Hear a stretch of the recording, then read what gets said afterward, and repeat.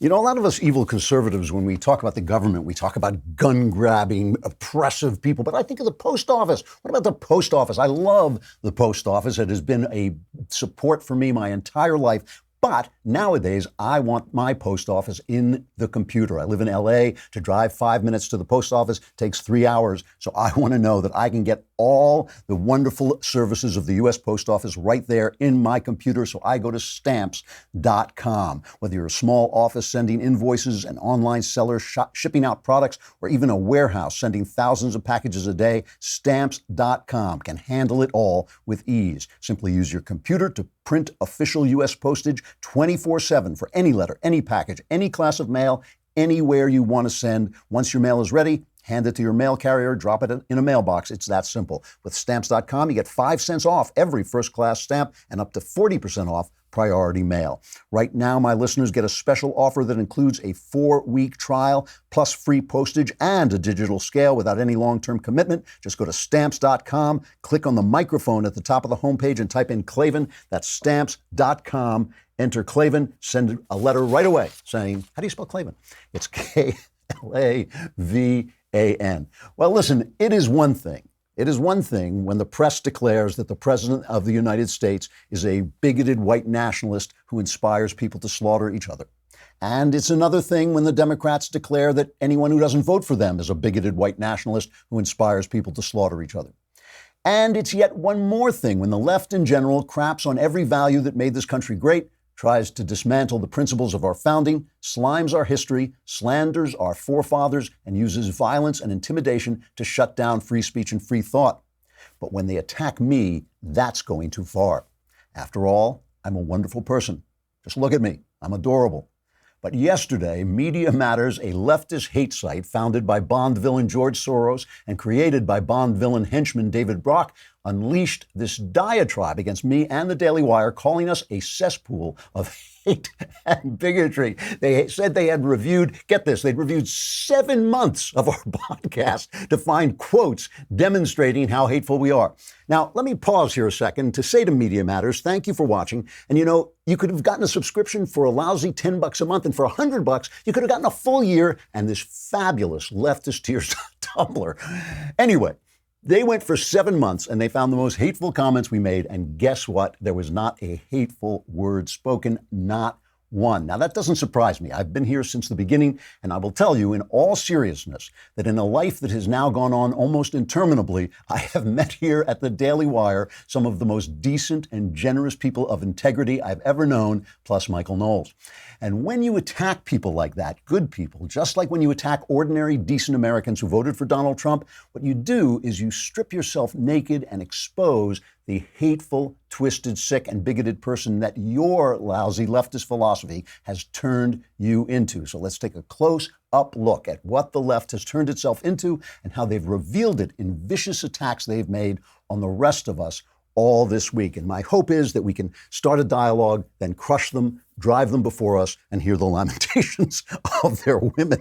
So the reason I'm talking about this is because Media Matters has a big profile. You know, they are a hate site funded by George Soros. So they've got endless money, and David Brock is a smear merchant of the first water. He knows exactly what he's doing, and they use this power to go to people's sponsors and intimidate the sponsors. The sponsors thinks, oh no, now my beautiful product is going to be promoted by some hateful guy. But the thing is, just because they're attacking, it don't mean they're right. It doesn't mean that we are hateful. It may mean, in fact, that they are hateful. That is the whole thing that's been going on all this week, is the left has been screaming, Donald Trump is hateful, Donald Trump is hateful, and the words coming out of their mouth and the things they're doing and the implications they're making about decent people all throughout this country show that they are, in fact, the hateful ones. Donald Trump is rude. You've heard me say it a million times, but the true hate in this country is coming from the left, and Media Matters proved it. So first of all, they put out a video, what I thought was a supercut of some of our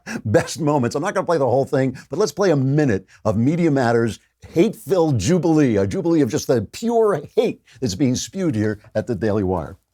How is it that drag queens have escaped the blackface backlash? The very fact that women wear leggings tells you something. The female body is made to attract. Planned Parenthood is a rapist's best friend. Now, isn't there a difference between standing up for integration, standing up for the right of black people to move into a community once they can afford it. Jew-hating Congresswoman Ilhan Omar. Transgender women aren't women. Love is love, or if it feels good, do it. As a result of this, the logical conclusion is we're going to normalize pedophilia. Obviously, they won the same-sex marriage battle. Do you think that they're going to win the redefinition of sex battle as well? If they win that battle, then it really is over. Western civilization is over at that point. The West broadly invented every single thing that's ever been invented, and made virtually every discovery that has ever been discovered. Personally, I agree with Tucker Carlson and Donald Trump that you should not be allowed in the country if you think it stinks. Feminism has created this generation of women who think they matter because they're women, who think their ideas matter because they're women, who think their ideas are protected because they're women. They're not. I love that guy. He's great. I'm only going to defend myself because the other guys are big boys. They can defend themselves. But I really have to talk about some of this because of what it reveals about them. I mean, let's go through some of this. I can't go through all the hateful, terrible things I said, but every single one of them I ascribe to, except for one that they misquoted to make it sound like I'd said the opposite of what I said. And I'll get to that in a minute. But I made the point that the female body is made to attract men, that women, that modesty in women is respectful of men's feelings, just like courtliness in men is respectful of women's feelings. I mean, these are the ways we show respect for one another because men and women are different. And so we show respect for each other by acting in certain ways that show that we share the world together. That is something that we do. And the other, what was the other one I thought people should just, in Gamergate, that I thought people should be able to play any video games they wanted. And if they got a little thrill out of big-breasted heroines running around who bounce around. When Lara Croft came out, I pressed the jump button about 15 times just to see. So this technology is amazing. And my idea that feminism has created a generation, has told women that they are interesting or what they think is important just because they're women, which of course is not true. So when I say we should respect one another and we should have a society in which we behave in ways that respect one another, because the truth is, I mean, how on earth can you say that women are not created physically by evolution? All evolution cares about is that we reproduce. That's it. They don't care whether we write Shakespeare. They don't care if we build the Empire State Building. All evolution cares about is that we reproduce. They have made it so that we're attracted to one another, so women draw men with their beauty. That is a wonderful thing. It's part of the joy of life. What is the problem with saying that? The problem is reality is not to their liking. Reality is not to their liking, so they have to shut it down. They want a world in which, no, we don't respect one another, because then you're ceding power. If you respect other people's feelings and you back off a little bit and let them have their lives and then you're ceding power, and power is what the left is all about. This is the big one. And the idea that this identity politics idea that your ideas, your thoughts, your life matters because of some identity the left chooses to put you in. And that identity, by the way, is a prison, because you're only allowed to have their opinion. As they've said, we don't want black voices unless they're going to be black voices. We don't want brown people or women to speak unless they're going to be brown voices and women voices. They say this. So they are basically putting you in a prison of identity. And what they are doing is they are co-opting the bigotry of the people they think we are. They're taking that bigotry, they're using it for themselves, and they have become the bigoted one. It's essentially really what they've done. So in attacking what I say, that we should respect one another, that men and women should respect one another as different kinds of people, that we were made by evolution, shaped physically by evolution to be certain things. All they're doing is showing that they can't stand reality, and they're not willing to compromise with reality in order to show respect and basically treat people the way people should be treated. It really is a hateful philosophy. And because of this, one of the things is, I freely admit that I have opinions about the sexes that are now unfashionable. I freely admit it. I think most women, maybe at a guess, 90% of women would be far happier if they had children young, dedicated their early lives to homemaking and child rearing, and then went on to build a career after that. That's my opinion. Okay, that's my opinion. But here's the thing. Because the left only believes that things should be forbidden or enforced. They all believe that everything should be either enforced or forbidden. They don't believe in individuals. They don't believe in people who say, well, I'm going to go my way, you go yours. They think that each opinion is somehow oppressive. I have an opinion. I don't care if you don't like my opinion. Live your life. I have no control over your life. I don't want any control over your life. So if a woman says to me, I don't think I'm going to live that way, I think I'll be happy living another way, That's great. That's fine with me. That's fine. So I have an opinion about what most people would be happy about. Maybe it's wrong. Maybe it's wrong for some people. Maybe it's right for some people. Who cares? Who cares? I'm not, because they think the government should control every aspect of your life. They do not understand the idea that we can live and let live, that we can have our opinions and let other people have their opinions and let other people live their lives the way they want to live their lives. You don't like my opinion? Either don't listen to me or just go and live another way. But they don't have that room because they envision a world in which everything is either enforced or it is forbidden. That's the only place they have. You either enforce things because they're good, the government forces you to do them because they're good, or it forbids them because they're bad. There's no room to say, live and let live, you go your way, I'll go mine. That's why I feel free to express any opinion, even sometimes when my opinions, disgruntle someone else. So what? I'm not coming to their home. I'm not trying to pass a law. I'm just telling them what I have observed in a long and interesting life, all right? So those are just things that, and then there's a lot of stuff here that they just took out of context. But here's another one that I really loved, where they're quoting this as hatefulness, as part of our cesspool here of hatred and bigotry. They said, Klavan said we should thank Christian white men for creating our civilization. Now, they are absolutely right. They are absolutely right that my attitude toward this and the left's attitude are absolutely different, right? They obviously hate Christian white men. They think they've been oppressive and terrible, and they somehow owe everybody else reparations for the way they treated them. Now, that's just an attitude. I have an attitude of gratitude. They have an attitude of hatred and vengeance, okay? That's a difference in attitude. My attitude comes from this, right? Racially, I'm a Jew. I grew up in Western civilization, recognizing what a brilliant, beautiful civilization it is, but also recognizing that the Jew, more than any other person, was the other in Western civilization. For most of Western history, certainly even today, the Jew was the person that was opposed to Western civilization. There was Christendom, and there was the Jew who had rejected Christ. That was the idea, came out of the Catholic Church, but permeated society and obviously found its worst expression in the Holocaust.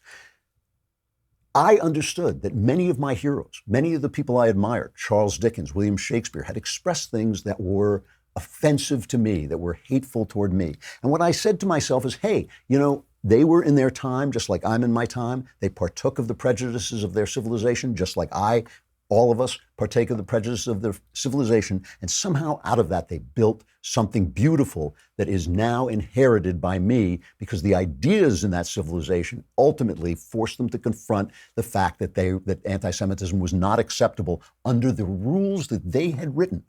The rules that Christians wrote made anti-Semitism unacceptable. The rules that white men wrote made black slavery and black bigotry unacceptable. Their rules, not ours, not ours. It was not Jews who seized Western civilization for tolerance. It was Christians who understood that they had broken their own rules. It was not blacks who freed themselves from slavery. It was white men who understood they had broken their own rules. So you can take it either way. You can either say, I'm entitled to something. You didn't give me everything I wanted. You were mean to me. You were mean to my ancestors. I'm entitled to something. I don't have to contribute anything. And that's what you get. You get Medium Matters, a hate site that contributes nothing.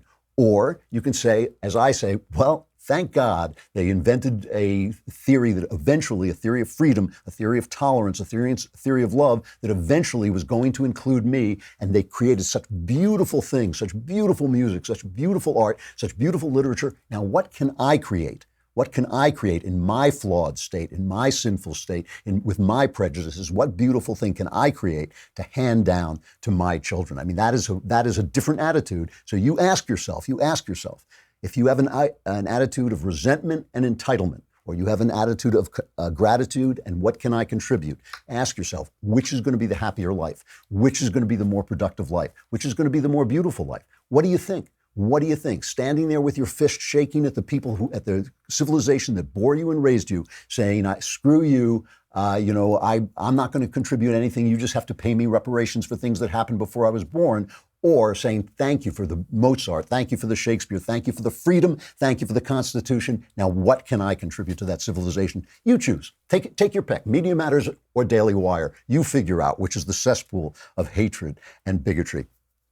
Now, here was the one that really did bug me. Because this was taken totally out of context to make it sound like the opposite of what I said. It says Klavan warned that gay activists are out there prowling like lions. For those of you who don't know, it's a reference to the devil. The devil is out there prowling like a lion waiting for us. Klavan warned that gay activists are out there prowling like lions to corrupt Christian children with their terrible, terrible culture. That is not what I said. That's the opposite of what I said. I was arguing for tolerance for gays, even in Christian cultures that feel that homosexuality is a sin, and saying that if you cast your gay parishioners out into the world, there are these terrible gay activists with their crappy atheist culture, their anti-family culture, their promiscuous culture, who are waiting to take these gay kids who've been rejected by their churches and their families and ready to take them and corrupt them. So that even if you feel philosophically, theologically, as I don't feel, even if you feel that this is something that God is displeased with, you should not reject them, you should not cast them out, but you should keep them close because you want them to get the goodness of God and the love of family. Those are very, very important things. So they just misquoted me there. So I was talking about this and I went on Twitter yesterday and I said, look, this is true. I've always felt like this about gay people. I remember as a kid when my father explained to me what gay people are. And in those days, people thought it was a mental illness. My father was a liberal guy. He wasn't being hateful. He was giving me the most liberal interpretation of the time. And he said, it's a mental illness. And I remember I shrugged and I said, hey, they aren't hurting anybody. And that's the way I've felt my whole life. And in the arts, gay people have been some of my closest friends. And people I've worked with and people I respect. It's just impossible for me to hate the people that I know and also impossible for me to feel that God is somehow against them. So I started to say this and I said I've been an arguer for gay tolerance since before you guys were born at Media Matters. And of course, tolerance, that's not what they said. We want celebration. We want acceptance. I don't celebrate anything. I don't celebrate heterosexuality either. I just tolerate everybody. That's toleration for all you people is as far as I'm willing to go. So now my son, my beautiful son, who is one of my pride and joy, my son and my daughter are, no question about it, they are my pride and joy. He comes on Twitter and he's had it. He's tired of listening to people beat up his old man. And he comes on and he says, hey, here I am, Andrew Klavan's gay son, and I've got nothing but love and acceptance from this guy, and screw you guys. He had some wonderful phrase. I can't remember what it was. He called them clowns. It was really terrific. So anyway, now suddenly people go like, oh, well, why didn't, if you're his gay son, why doesn't Klavan talk about this? Well, let me explain why I don't talk about it. I don't talk about it for three reasons. One, I don't want anyone to think that that's why I developed my principles. My principles are developed out of what I see in life. I did not change when my son came out as gay, that none of that happened. Two, I don't want people ever to feel that they can't say anything to me. The people who I know who feel that homosexuality is a sin, but who are loving people, so many of them who have been so kind to my boy, that they've accepted him as a friend, even with their theology. I don't want any of them to feel that they have to hold back. I hate that. I hate when people don't say things to me that are philosophical, but not hateful because of some personal thing. And most importantly, I just don't want to use my family as a prop. I don't need I'm not a politician. I don't bring up my smiling wife to gaze at me admiringly. I just force her to do that at home. But I don't bring her in to gaze at me admiringly to make you think that I'm a good person. So I don't do that. And I will be honest about this. I'll be perfectly honest about this. If I thought that God condemned my son, there is enough of Abraham left in me that I would stand before the throne of God and risk my salvation to talk him out of it. But I don't believe for a single second that the Lord of love condemns my boy. I know this kid, that known him since he was a tyke. I do not believe that at all. He is my pride and joy with his sister, my daughter, Faith. They are both my pride and joy. And so it was just wonderful. I felt like Spencer and I were in one of those, on Twitter, we're in one of those bar fights where you and your son just beat the crap out of everybody. Because Media Matter just exposed themselves for the hateful, small-minded, bigoted, oppressive people that they are. And our sponsors, who I love, I love you guys. I test out your products. I love the products that we sell here. They're great. And if they come to you and they say these people are hateful, just ask yourself for a minute, where is the hate coming from? Where is the real hate coming from? Because really, all week long, it has come from the left. Let me just move this over to apply this thinking to what's been happening in our culture this week, because the left has truly disgraced itself. There's no question about it. Let me just give you two headlines, all right? The New York Times, yesterday, Donald Trump went to visit the first responders and the victims in Dayton and in El Paso. And he's good at this. I mean, people love to see the president of the United States. Even people who disagree understand when the president of the United States comes, that's a healing moment. He represents all of us. The president is the president of all of us. I used to say this when Obama was president, and people said he's not my president. I would say, yes, he is. He is my president. If he called me up, if Obama called me up and asked me to come to the Oval Office, I would say, yes, sir, and I would be there right away. The same thing is true of Trump. The president represents all of us. And so when he goes and congratulates the first responders, when he goes and comforts the victims, that's all of us talking. And so the people who said that he shouldn't go, the people who attacked him, the Beto O'Rourke's who disgraced themselves, stood on their head in manure to try and get some kind of credibility for themselves by attacking Trump. They were attacking all of us. They were telling all these people that we don't care about them, and we do. So here are two headlines. The New York Times, and there were protests outside, but there were also people holding up signs saying we love Donald Trump. So the New York Times says Trump uses a day of healing to deepen the nation's divisions. He uses a day of healing, which is him visiting people, to deepen the nation's divisions. What they're talking about is the fact that he fought back against the people attacking them. And Trump is a guy, if Trump is walking down the street and a dog half a mile back barks at him, he will go back half a mile and kick the dog. That is part of his pugilistic mentality. It comes in very handy when dealing with the press and the left, but sometimes it does get in his way. But here's the Wall Street Journal. They say Trump visits grieving cities as gun control debate boils. Perfectly valid headline, perfectly factual, perfectly fair. It's the difference between hate, which will not let the New York Times do its job, which is reporting the news. They're so embroiled in hate, they cannot just speak a straight sentence. And listen to the unfairness of the networks. Listen to the way the networks, they use the term when Trump says something, he's lashing out. When Trump says something, he's lashing out. But when Beto O'Rourke says he's a murderer, essentially, he's a bigot, that's just Beto O'Rourke opining. Listen to this. This is the networks.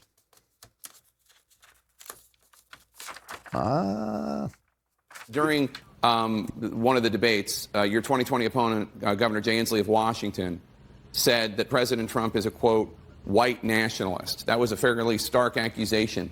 Do you agree with that? Do you think President Trump is a white nationalist?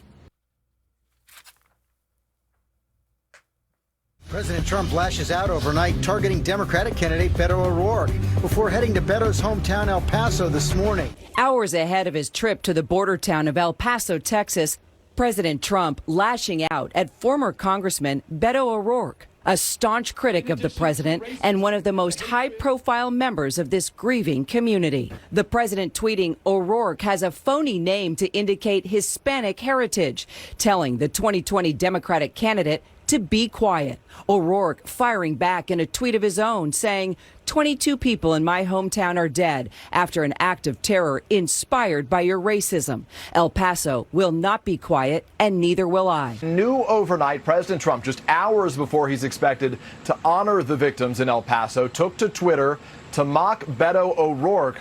President Trump calling Beto a phony name to indicate Hispanic heritage. O'Rourke hitting back at the president, writing, 22 people in my hometown are dead after an act of terror inspired by your racism.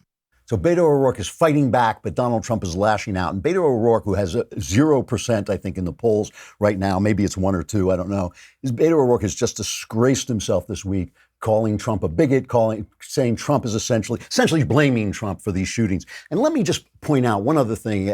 It's not so much the fact that the guy in Dayton was a left-winger, and Donald Trump has gone out of his way to say he doesn't blame Elizabeth Warren and Bernie Sanders for that shooting the way people are blaming him. Trump has really spoken the words of healing this week. He really has. He is pugilistic. He does get in fights. He does go back and kick the dog. But he's the one who has spoken most of the words of healing this week, almost all of them, as opposed to the media, as opposed to the left. But there was also, in Chicago, and congratulations to CBS News for reporting this, dozens of people were shot over the weekend. 7 people were killed. 46 people were wounded in shootings in Chicago. Whose city is that? Who created that atmosphere? Who told those people that a woman needs a man like a fish needs a bicycle? Who told those people that they didn't need fathers because the government would take care of them? Who told the people in Chicago? Whose city is that? So, we can all point blame at one another. We can all point fingers at one another. But, the problem is here. Here's the thing. We deal with, this is a natural human tendency, but it's just wrong, especially in politics. We deal with the symptoms. We deal with the guns. We look at the video games. We talk about the internet. Today, Daniel Henninger, a really good columnist, he's the deputy opinion page editor at the Wall Street Journal. He talked about the internet, how much the internet has caused us stress. But think about that for a minute. Think about that. For me, the internet is the only way for a long time I could see my children. I could see my children on the internet. I would see my grandchild on the internet. It was a beautiful thing. It's the way I do research that used to take me days and weeks. Now research takes me 5 minutes, literally from weeks to 5 minutes. It has been a blessing to me because I use it for the things that you're supposed to use it for, the good things. It's not the internet, it's us. You put tools on we're sinful, we're broken, we have all these problems. Those are the things that we have to deal with.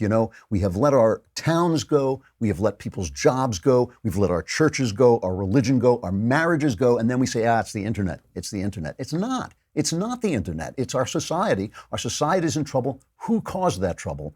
It was the left. And that's why where their hate comes from. It comes from their failure. It comes from their inability to accept their failure. And that really is where all this hate is coming from. The hate they throw at us exposes them. The hate they throw at us exposes them. Hey, listen, let me stop here. I break here, but I want everybody to be able to hear this interview. This is one of my favorite guests and one of the best reporters in the country by far. And she has a lot to say, especially on this issue of racism and the way this racism has developed. Heather Mac Donald is the Thomas W. Smith Fellow at the Manhattan Institute, a contributing editor to City Journal. She's the recipient of the 2005 Bradley Prize and the author, they didn't put this on my sheet, but it's the author of The Diversity Delusion. Did I get that right, Heather? The Diversity Yes, thank you. Delusion. Yep. Heather, I hate to say this to your face and embarrass you, but I always say it. You are one of the very, very best reporters in this country. There's no question about it in my mind. It's barely any competition. And it's always great to talk to you. You have been a fearless reporter on these. Let me start with, first of all, I know you're here studying homelessness. And it is absolutely true that a week before you got here, I didn't know you were coming, but I was saying to friends, homelessness needs a reporter of the level of Heather Mac Donald to get to the bottom of it. And you have been saying some things about this that kind of speak into the collapse of our society as a cause of homelessness. Is that fair to say? Absolutely. What I saw in San Francisco, Drew, was above all the scourge of drugs and the failure of a society to believe in its own norms of civil behavior any longer.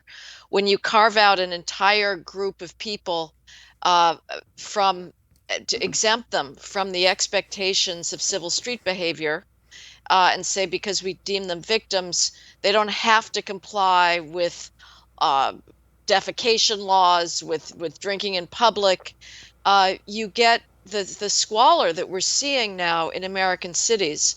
But what worries me the most, frankly, is our ongoing push to normalize drug use, because that is so much of a profound factor in what's going on in the streets. The drug use is ubiquitous. The drug dealing is ubiquitous.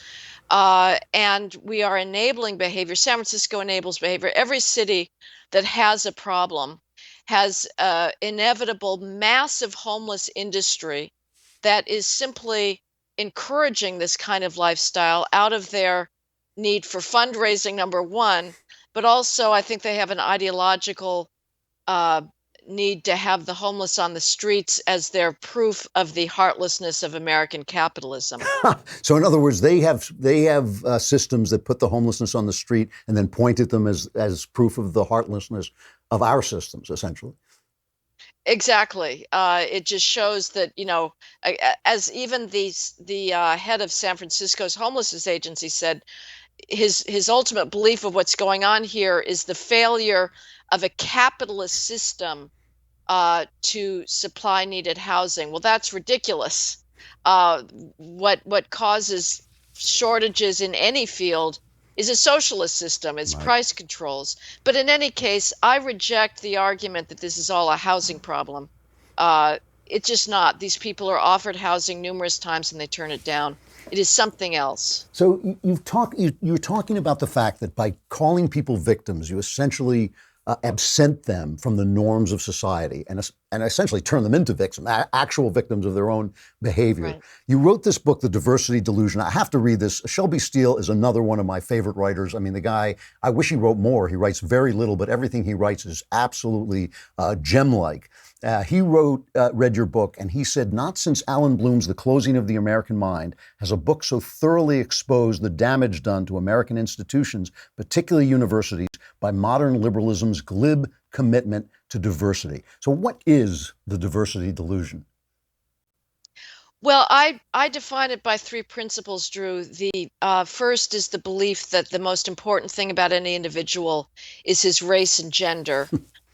Second, that discrimination based on those characteristics is the defining feature of American civilization. And third, that any disparity in representation in any institution, any lack of, say, for let's look at gender. If Google does not have 50-50 male to female ratios, that lack of proportional representation is by definition the result of bigotry, discrimination, homophobia, Islamophobia, you name it. What is not allowed to be noticed is that there are significant behavioral disparities between different groups, significant cultural disparities, preferences, skills that are far more powerful as explanations. But what we're seeing today is this obsession, which has come out sadly following these horrific shootings. We see the world at large having completely embraced the academic conceits that racism is the defining feature of American society, white supremacy, toxic masculinity, that these are the only allowable explanations for what is going on here.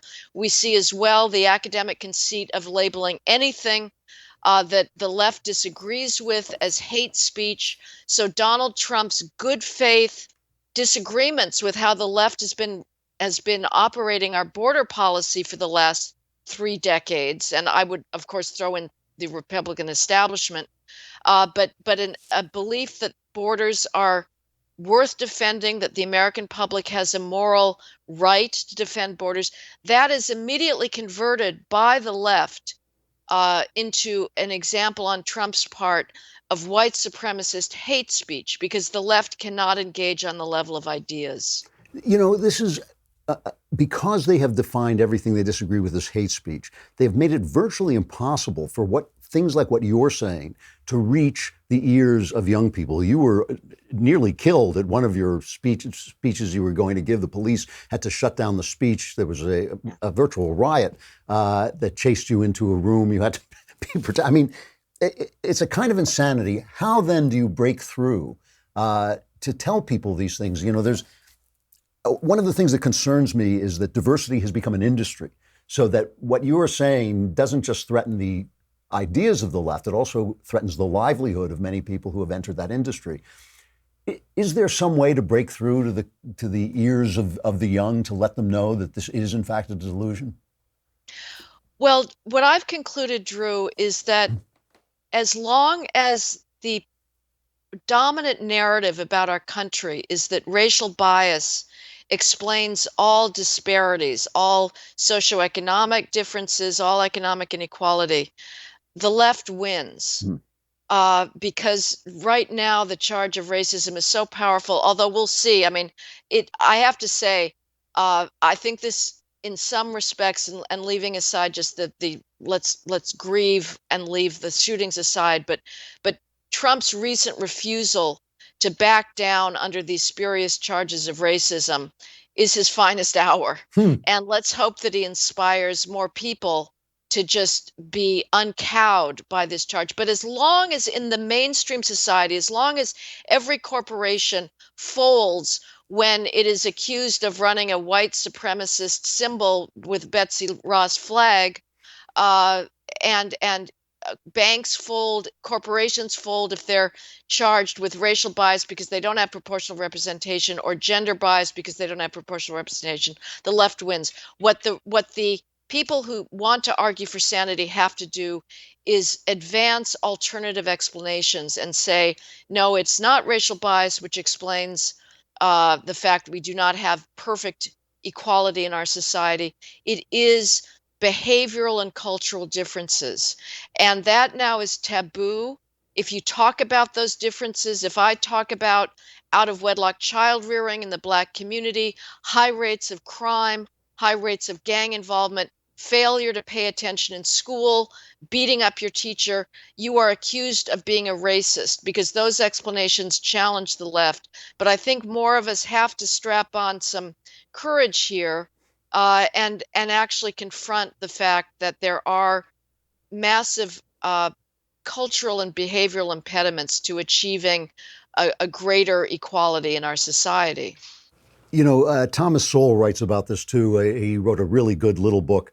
It's called something like "Discriminations and Disparities." But Yeah. but his point is that many on the left, or many young people especially, are afraid that if they say this is not the lagging achievement of blacks, for instance, is not about bigotry, that the only other choice is that it is about some kind of a racial inferiority, that those are the only two choices there are. And of course, what you're saying is absolutely true. The way people behave and the ideas in their head are really what govern their lives. I mean, if you have good ideas in your head and you behave according to those ideas, you're going to have a better life, luck permitting, than you are if you have bad ideas and behave badly. So let me ask this, because when you talk about the culture, it just seems like this incredible mountain too high to climb. Are there policy things that you immediately recommend? Are there policy solutions? If you could pick a policy, if you could press the red button from the meme and have a policy appear, what would those policies be? Well, that's interesting, Drew, because you're talking to a policy skeptic. I sort Okay. of think there's something policy porn where it creates the illusion of power, that you can fiddle with the tax credits for child rearing, the family tax credit, and morabile dictu, you have a massive effect on the culture. Unfortunately, I do think the culture has to be fought with cultural terms. I don't know. We did welfare reform. We really hope, and that was a successful policy. And we really hoped that that would result in an increase in married child rearing among the inner city poor. It didn't. It got some welfare mothers in the workforce, but I'm not certain that it really had much of an impact on the overwhelming driving factor of ongoing dysfunction in inner city Black communities, which is the failure of boys to take responsibility for the children that they sire. And I think what needs to be done there is a massive revalorization of fathers, of males, and that's fighting hard, because what's coming out of the universities is an incessant drumbeat about toxic masculinity. All of us are in the dark here about what's driving these shootings, but for me, my instinctive explanation is that you've got white males now that are being the target of so much anti-male propaganda. It cannot be overstated how thoroughly universities are committed to rubbing students' nose in this toxic victimhood, where the only allowable source of problems, complaints, is white males, heterosexual white males. And if you've got a white male son who's neither gay nor trans, woe unto him, because he's going to have to be twice as good as anybody else in our culture today to get hired or promoted. And identity politics dominates the left. And so there are some lost, alienated white males out there living in a culture that is somehow not providing meaning, that are taking the logical next step and saying, well, we deserve our own identity politics. Now, I am by no means, the problem with explanations is you end up risking the charge of justifying. I am not justifying in by any possible way, homicidal violence that strikes to our basis of civilization. Nevertheless, if the mainstream culture continues to tell these young white males that they are worthless. The only positive messages coming out are to females today, to young girls, all the damn you go girls, the women in tech, Latinas in tech.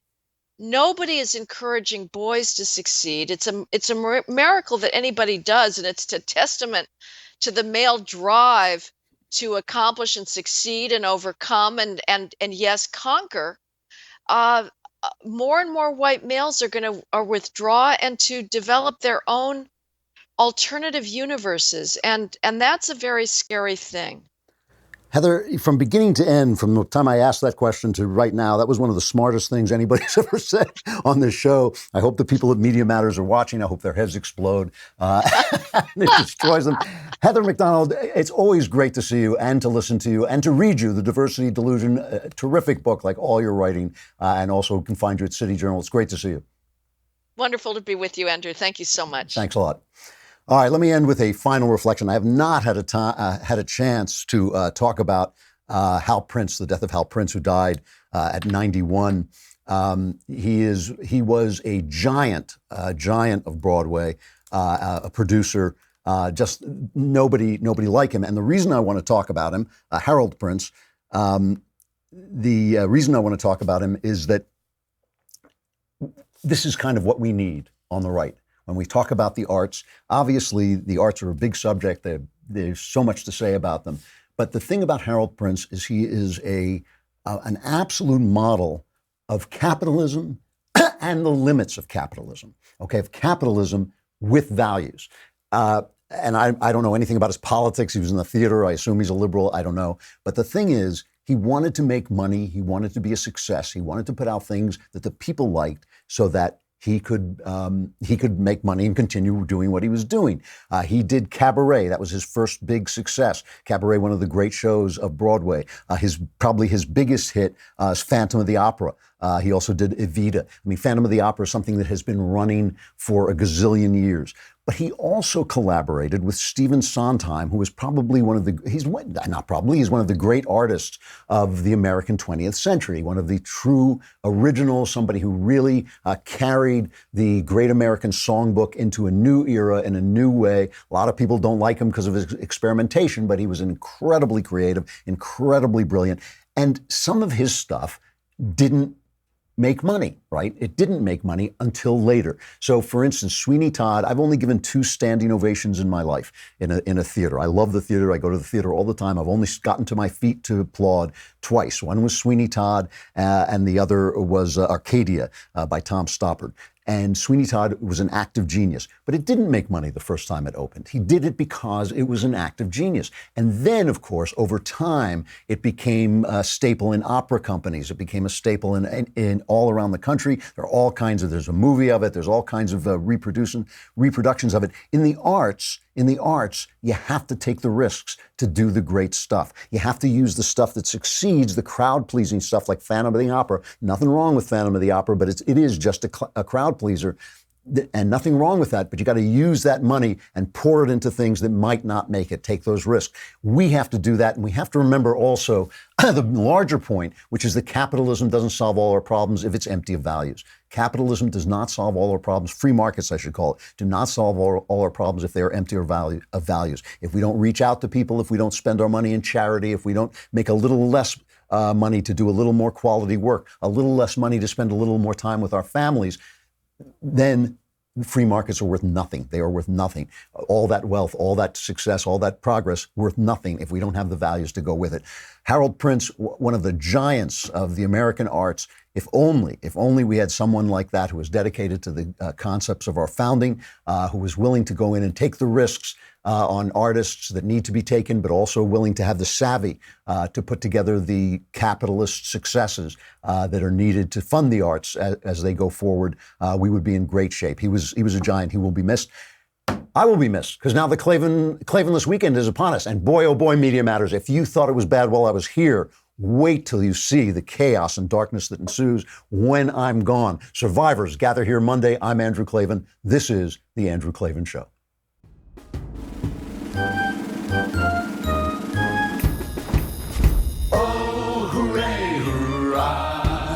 The The Andrew Klavan Show is produced by Austin Stevens and directed by Mike Joyner. Executive producer, Jeremy Boring. Senior producer, Jonathan Hay. And our supervising producers are Mathis Glover and Robert Sterling.